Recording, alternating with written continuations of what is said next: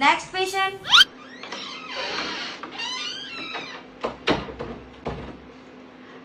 Doctor साहब, वो मुझे है ना अपने दोनों छेद के बीच में ना एक और छेद करवाना है। क्या मैं जान सकती हूँ कि आप अपने दोनों छेदों के बीच में एक और छेद क्यों करवाना चाहती हैं? वो मेरा धंधा है ना आजकल बहुत ज्यादा अच्छा चल रहा है, सोच रही हूँ एक और ब्रांच खुलवा लूँ।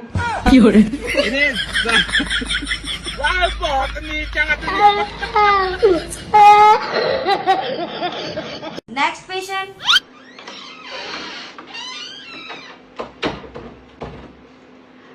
डॉक्टर साहब, वो मुझे है ना अपने दोनों छेद के बीच में ना एक और छेद करवाना है। क्या मैं जान सकती हूँ कि आप अपने दोनों छेदों के बीच में एक और छेद क्यों करवाना चाहती हैं?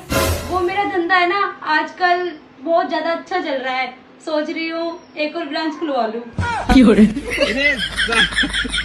wah, kok ini jangan